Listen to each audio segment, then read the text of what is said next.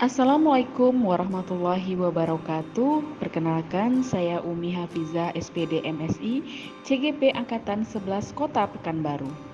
Bapak Ibu sekalian, pada video kali ini, modul 1.4 budaya positif demonstrasi konseptual, saya akan menerapkan penerapan segitiga restitusi. Tujuan pembelajaran pada video kali ini yaitu CGP dapat mempraktikkan pemahaman mereka tentang penerapan segitiga restitusi dengan murid di sekolahnya.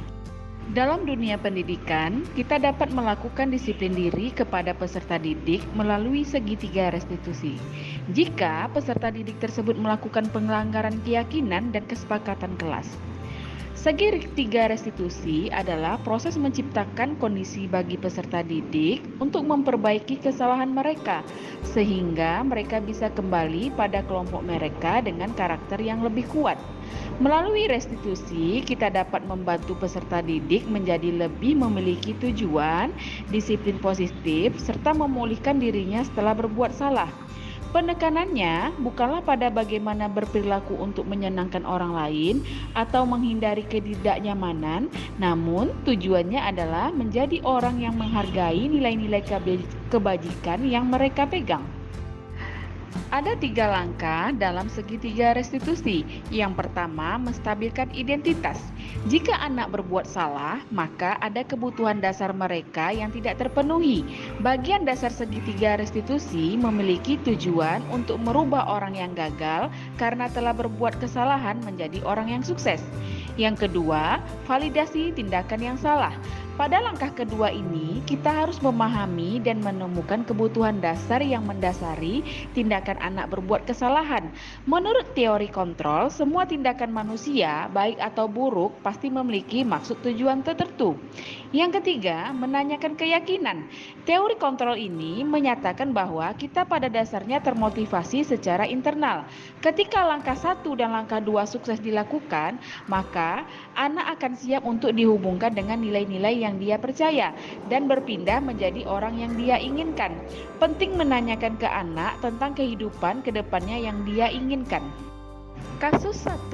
Siswa yang bernama Alfonso datang ke sekolah tanpa membawa tas dan peralatan sekolah. Saya, selaku kurikulum dan guru bidang studi matematika yang mengajar di kelas Alfonso, mencoba menerapkan segitiga restitusi. Mari kita simak video berikut.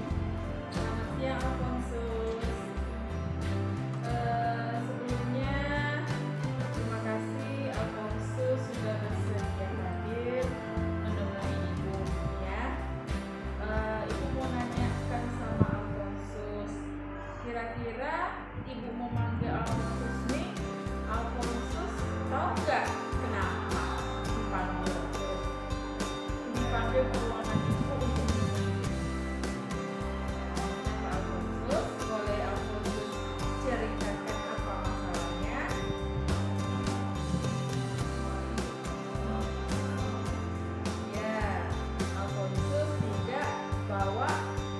tas ke sekolah.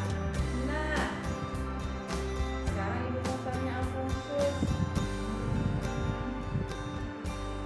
Setiap manusia itu pastinya mempunyai kesalahan ya. Nah, tidak ada manusia yang tidak punya salah. Ibu hargai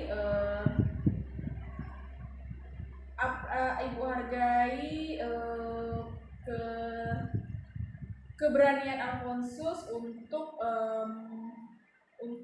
mengakui kesalahan tersebut ya.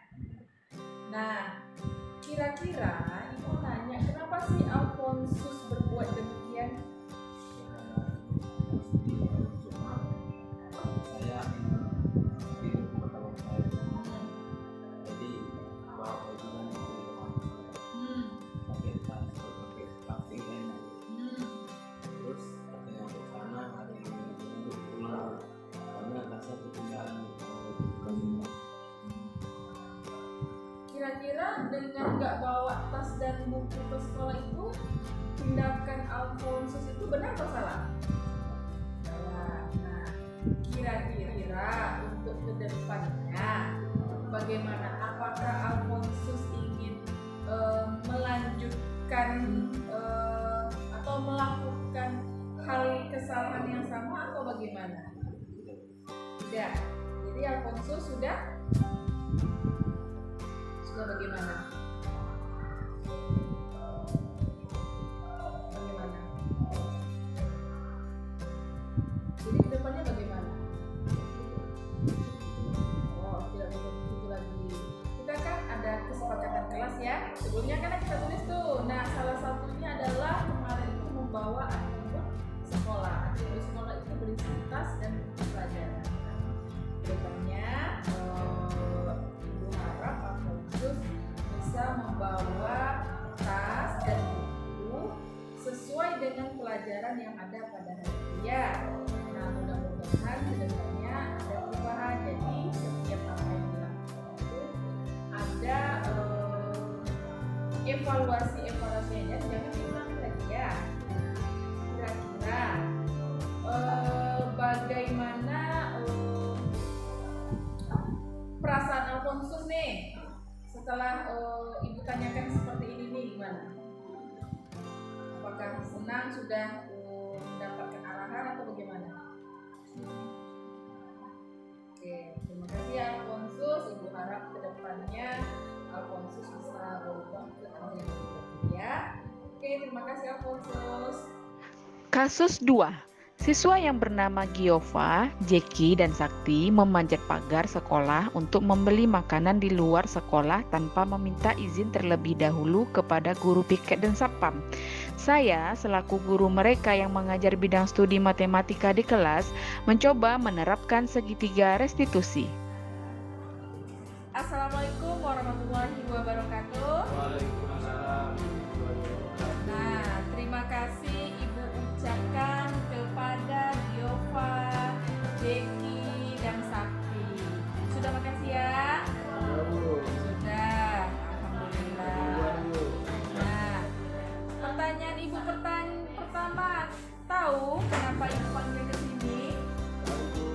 Kenapa? Manjat. Kamu manjat apa? Kenapa pagar itu dipanjat? Boleh ceritakan sama Ibu kenapa pagar itu dipanjat? Salah satulah perwakilan, boleh Giova, boleh Jeki, boleh Sakti. Kenapa? Ya, kenapa Jeki? Ya. Kalau kamu di depan itu jarang boleh. Di kantin nggak ada lagi bu nasi. Oh gitu. Jadi Cuma tinggal satu bu. Tadi kami ke situ tinggal satu. jadi karena di kantin tidak ada sambal lagi, akhirnya tidak ada nasi lagi, akhirnya berinisiatif untuk keluar. Ya, karena tidak diizinkan oleh piket. Biasanya nggak diizinkan bu. Oh, Ragu lihat kelakuan kami bu. Oh, ragu gitu. Jadi akhirnya mengambil keputusan sendiri. Nah, sekarang yang Ibu tanyakan, berarti mengambil keputusan sendiri untuk memanjat pagar untuk membeli makanan. Oke, Ibu ucapkan terima kasih atas pengakuannya, atas kesalahannya, berani mengakui kesalahannya ya. Nah, kira-kira kenapa sih sampai manjat pagar tersebut? Kenapa? Apa nggak ada pintu lain nih? Kenapa harus pagar yang dipanjat? Kalau lewat bambu sama aja bu, nggak boleh. Oh, karena kalau lewat jalan yang benar, yang melalui pintu yang sebenarnya pasti sudah tahu jawabannya tidak diberi izin. Ya, karena gitu ya. Karena kalau lewat jalur depan atau izin sama piket, karena kalian sudah ditandai, jadi tidak berani lagi mengambil jalan yang sebenarnya ya, harus dengan jalan pintas ya. Oke, kira-kira tindakan tersebut dengan memanjat pagar benar atau salah? Salah. Nah, karena terpaksa, kira-kira yang Ibu tanyakan bagaimana untuk kedepannya? Apakah masih ingin memanjat pagar lagi? Tidak. Ini yang terakhir. Oke, terima kasih karena sudah berani mengakui kesalahannya dan berani tidak berani berjanji tidak melakukan kesalahan lagi. Nah, kira-kira kita kan ada peraturan ya, ada keyakinan kelas yang harus ditaati, yang harus dipatuhi. Kira-kira perbuatan memanjat pagar itu bertentangan nggak dengan keyakinan kelas atau peraturan sekolah? Bertentangan kan?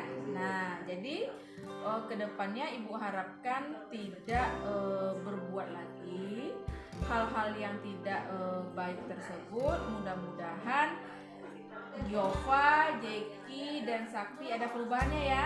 Ini yang udah kali keberapa ini? Kali kedua. Oke, terima kasih ibu ucapkan kepada Yova, Sakti, dan Jeki.